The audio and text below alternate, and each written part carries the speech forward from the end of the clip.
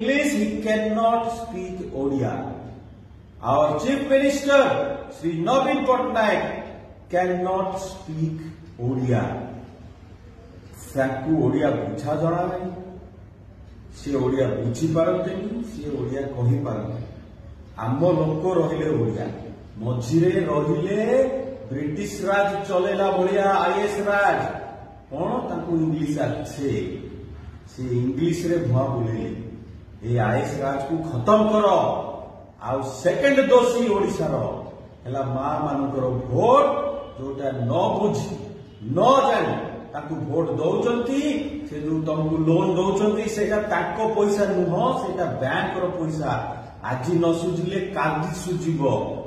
ଆଉ ତମ ନାଁରେ ଯୋଉ 3,000 କୋଟି ବର୍ଷକୁ ଖର୍ଚ୍ଚ ହଉଛି ସେ ଗାୟବ ହେଇଯାଉଛି।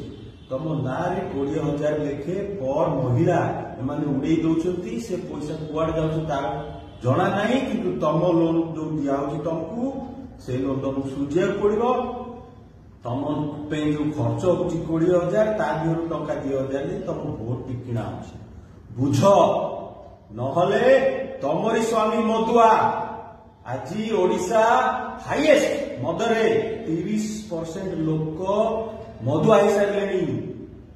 ତମରି ପୁଅ ମା ମାନେ ତମରି ପୁଅଙ୍କୁ ଭୋଟ ଦେଲେ ଡ୍ରଗ୍ସ ଖାଇବେ।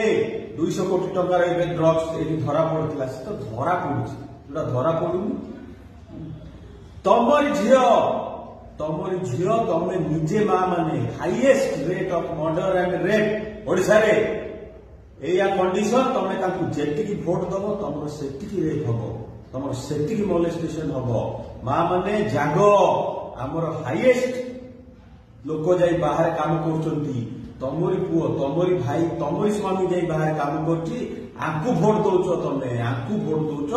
ଜାଗ ମା ମାନେ, ପଚାର ଆମ 15 ଲକ୍ଷ ଲେଖେ ଫେରାନ୍ତୁ। ବ୍ଲାକ୍ ମନି ଯୋଉ କଲେକ୍ସନ ହେଇଛି ଆମରି ନାଁରେ, ଆମଠୁ ଠକିକି ନେଇଛନ୍ତି, ତାକୁ ଫେରାଅ, ତାପରେ ଭୋଟ ମାଗିବ।